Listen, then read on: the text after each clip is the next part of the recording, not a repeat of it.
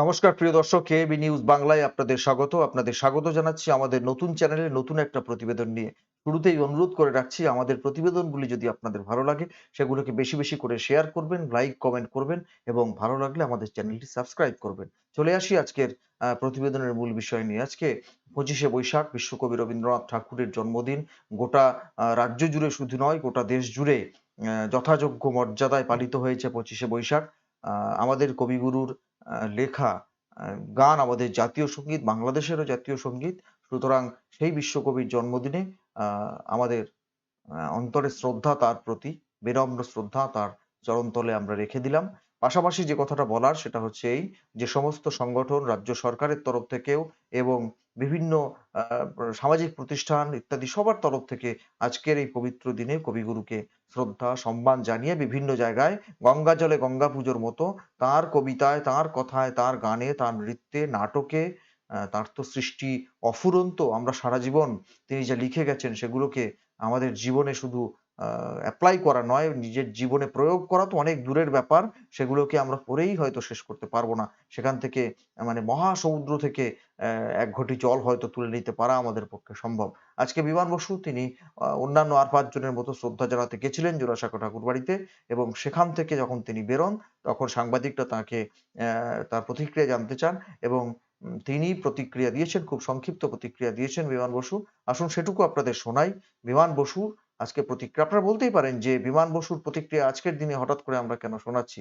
আপনারা জানেন যে বামেদের সম্পর্কে একটা প্রচলিত ধারণা মানুষের আছে যে তারা রবীন্দ্রনাথ ঠাকুরকে নাকি বর্জোয়া কবি বলেছিলেন। সে একটা আলাদা প্রেক্ষিত এবং তা নির্দিষ্ট করে বামেরাও বলেননি। কোন একজন ব্যক্তিবিশেষ বলেছিলেন যে সেটা তার ব্যক্তি বিচ্যুতি হতে পারে এবং সেই জন্যই রবীন্দ্রনাথ সম্পর্কে প্রকৃতপক্ষে বামেদের কি মূল্যায়ন সেটা এই মুহূর্তে গোটা দেশের বাম আন্দোলন নিরিখে তো বটেই, এ রাজ্যেরও বর্ষীয়ান বাম নেতা বিমান বসু, বামফ্রন্টের চেয়ারম্যান তিনি এবং তার কাছ থেকেই সংক্ষিপ্ত যেটুকু প্রতিক্রিয়া তিনি দিয়েছেন সেটুকু শুনবো এবং তার মধ্য দিয়ে বুঝতে পারবো যে রবীন্দ্রনাথ সম্পর্কে বামেদের প্রকৃত যথার্থ মূল্যায়নটা কি। শুনুন, আসুন বিমান বসু কি বলেছেন আপনাদের শোনাই।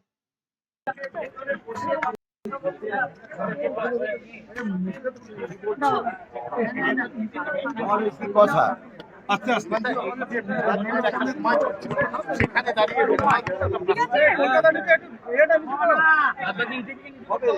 রবীন্দ্রনাথ মানুষের জীবনে জন্ম থেকে মৃত্যু পর্যন্ত জড়িয়ে আছে এবং সমাজ বিধান, কৃষি, শিল্প, সংস্কৃতি, ওনার সৃষ্টি ছাড়াও উনি যে ভীষণভাবে যুক্ত ছিলেন আজকে কথা কম বলুন, কথা কম বলুন, কোনো অসুবিধা হচ্ছে না, কোনো অসুবিধা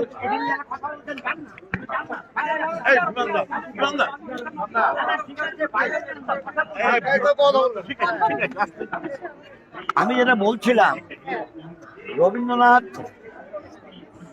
তিনি পরিবেশ নিয়ে তৎকালে ভেবেছেন। আজকে গ্লোবাল ওয়ার্মিং, আজকে যে অবস্থা দেখা দিয়েছে, যে পরিস্থিতি গড়ে উঠেছে, এটা ভয়ঙ্কর। এটা শুধু আমাদের পশ্চিম বাংলা বা ভারত বলে নয়, সারা পৃথিবীতে আমাজনের প্রায় 40% তার ডিস্ট্রাকশন হয়েছে। এই যে পরিবেশ ধ্বংস করা, তার বিরুদ্ধে মূর্ত প্রতীক ছিলেন রবীন্দ্রনাথ। তিনি পরিবেশ রক্ষার পক্ষে ছিলেন এবং উনি কোন বিষয়েতে কথা বলেননি? যুদ্ধের বিরুদ্ধে কথা বলেছেন, শান্তির পক্ষে কথা বলেছেন, আবার সমাজ ব্যবস্থা সম্পর্কে কথা বলেছেন। নিজের সঙ্গীত সৃষ্টি আজকে বিশ্বের দরবারে আদৃত, তার সাহিত্য বিশ্বের দরবারে আদৃত। তিনি বিশ্বকবি। তিনি যে কাজ করেছেন তা একটা মানুষ যদি অন্য 5টা কাজের সঙ্গে থেকে তার কাজের অনুসন্ধান করতে চান, তা সবটা করে উঠতে পারবেন না। গবেষক গবেষিকা ছাড়া কখনোই এটা সম্ভবপর না। সেই রবীন্দ্রনাথ এখনো প্রাসঙ্গিক, এই প্রশ্নই আসে না। রবীন্দ্রনাথ সর্বসময়ে সর্বযুগে মানব সভ্যতার যতদিন অবস্থান করবে ততদিন প্রাসঙ্গিক থাকবেন।